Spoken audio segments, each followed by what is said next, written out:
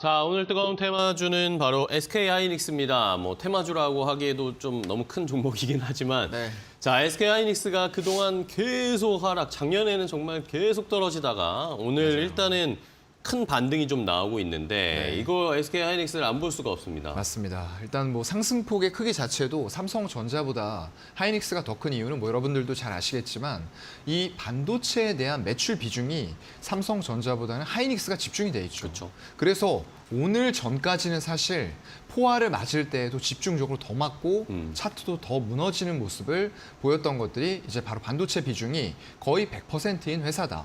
그중에서도 메모리 반도체 쪽에 다 쏠려 있는 그런 기업이라고 보시면 될 것 같고요. 일단은 4분기 어닝 쇼크에 대한 주의보들이 반도체 종목들에 대해서 경고의 목소리들이 커지고 있어요. 일단 마이크론이 적자 전환을 했습니다. 네. 거기다가 하이닉스 같은 경우에도 4분기에 영업이익이 1조가량 적자가 날 것이다 라고 관측을 하고 있어요.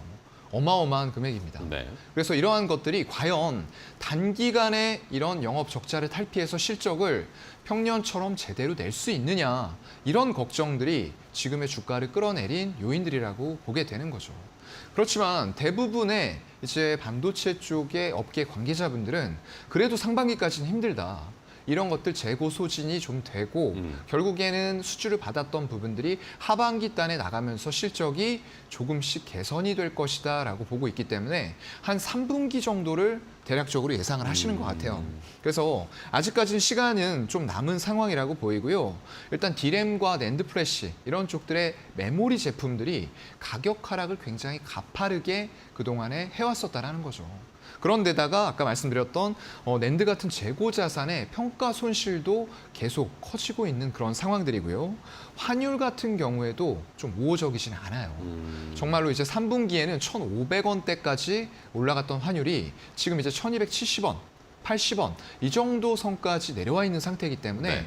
이 3분기 대비해서도 더 악화된 실적들을 전부 다 날 것이라고 예상들을 하고 있고 경고의 목소리들을 지금 높이고 있는 그런 상황인 것 같습니다. 네. 자, 이런 상황에서 우려감들은 너무 많은 상황이었고 그러면서 주가는 계속 하락을 하면서 7만 원대까지 어느새 내려왔다가 오늘은 좀 반등을 보이고 있습니다. 모처럼 만에 지금 7에서 8%대 반등세가 좀 나오는데 자, 그렇다면은 지금 상황에서 SK하이닉스 저희가 접근을 해도 괜찮을지 아니면은 뭔가 조금 더 확인을 하고 들어가야 될지 어떻게 보세요? 글쎄요. 일단 오늘 이 정책에 의해서 수급은 굉장히 세게 들어오고 있어요. 네. 1시 20분, 이제 좀 있으면 2시 반 거 또 나올 텐데요. 나왔네요. 일단은 투신 이쪽에서 계속 수량을 늘려가면서 사고 있어요. 네. 수량이 만만치 않습니다. 2시 반 기준으로 41만 주 가까이 산 것으로 확인이 되고요. 보험, 은행, 연기금 이런 쪽들까지 전부 다 지금 수급들이 처음 초반 대비해서 더 늘어나고 있어요. 외국인이 지금 아직까지 집계가 안 되고 있는데 일단 아까까지의 상황으로는 1시 20분까지 31만 주를 넘긴 것으로 확인이 됐고요. 아마 2시 반에도 더 늘어났을 거예요. 네네. 왜냐하면 투신이 산다고 해도 외국인들이 혹시나 매도 전환을 했다라고 했을 때에는 이런 8%의 장대 양봉 시세가 나오기는 힘들거든요. 그런데 이런 양매수가 강하게 들어있다라고 추정을 할 수가 있는 것은 이제 투자 전체 업종별로 봤을 때에도 외국인들이 오늘 코스피에서 2,300억 가까이 사고 있어요. 근데 대부분이 사는 금액이 코스피와 똑같습니다. 전기 전자 쪽을 2,250억을 사고 있거든요. 거기다가 다른 쪽의 주체들을 보세요. 이제 투신이 840억, 연기금이 384억, 사모펀드도 265억. 제가 제일 좋아하는 사끌이 매수가 들어왔어요. 네. 이런 수급이면은 안 올라갈래야 안 올라갈 수가 없고요. 아무리 무거운 종목도 4% 이상씩 올라갑니다. 그런 흐름들이 오늘 하이닉스에 집중이 되었다라고 생각을 하시면 될 것 같고요. 다만 이제 수출은 좀 꺾이고 있어요. 3년 만에 마이너스 성장이 예상이 되고 있고요. 반도체가 사실상 수출에서 전체 비중을 따졌을 때 5분의 1을 넘기거든요. 네. 20% 이상인데 그게 적자 전환으로 이제 가면서 7월에 2%대 성장했는데 8월부터는 아예 그 성장률이 마이너스로 꺾였습니다. 그리고 4분기에는 무려 30%가 추락을 했어요. 정말로 급락했다라고 볼 수밖에 없을 것 같고요. 그만큼 이런 IT 세트 기기의 수요가 중국으로부터 오지가 않기 때문에 전반적인 생산 자체가 죽어버린 거죠. 거기다 공급망의 교란 이런 것들까지 겹치면서 각 기업에는 재고들이 너무 많이 쌓이고 있는 그런 상황이다라고 해서 이 정책이 나온 것 자체는 오적이에요. 네. 하지만 이 정책이 반영이 되기까지는 시간이 걸린다는 거죠. 그렇게 생각해 봤을 때 과연 단기적인 흐름들 외에도 외국인들이 의미 있게 산다. 1번 지속성, 1번이 강도죠. 1번 강도, 2번 지속성이에요.